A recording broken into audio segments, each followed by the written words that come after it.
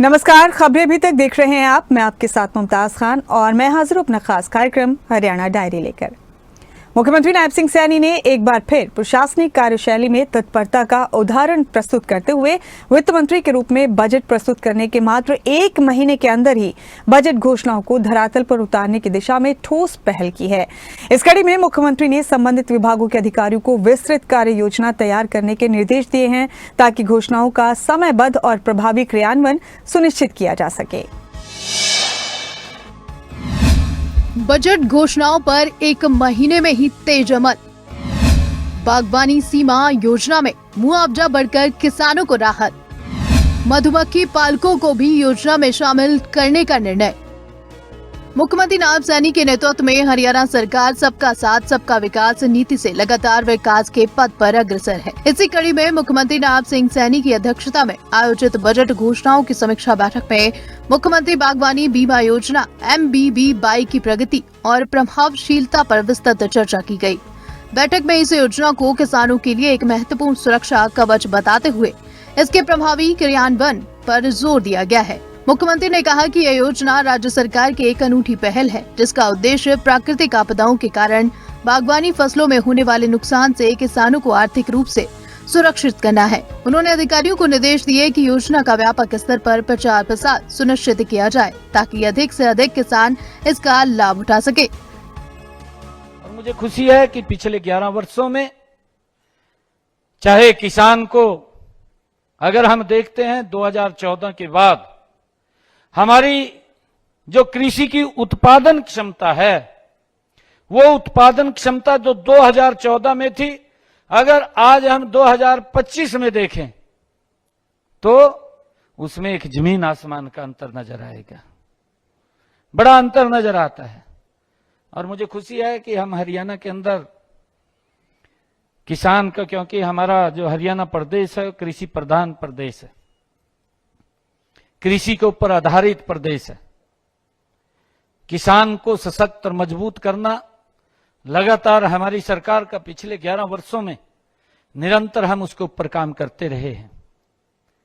किसान लाभकारी मूल्य उसको मिले, उसको लेकर के हम लगातार हमारी सरकार काम कर रही है।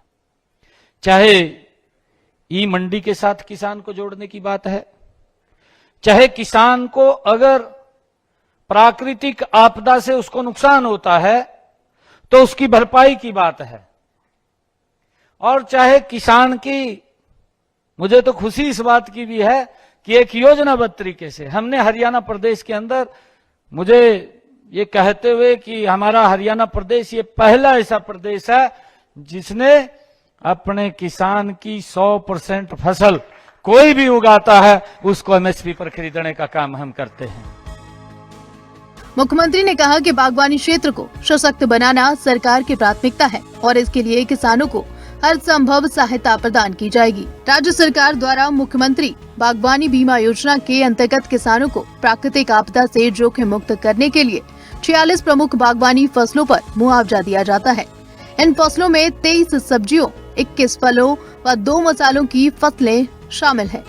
इतना ही नहीं, वर्ष 2026-27 के बजट में इन मुआवजा राशि को बढ़ाने की घोषणा भी की गई है। हमारा सब्जी का भी किसान है हरियाणा के अंदर, उसको भी भावांतर भरपाई देने का काम हमारी सरकार कर रही है। हॉर्टिकल्चर का किसान, हमने अभी ये निर्णय किया अपने बजट के अंदर, पिछले दिनों लगातार हम हॉर्टिकल्चर के किसान को भी बढ़ावा देने के लिए काम कर रहे हैं। हमने एक्सीलेंसी सेंटर्स हरियाणा प्रदेश के अंदर, हमने अलग अलग एरियाज के अंदर वो बनाने का निर्णय लिया है।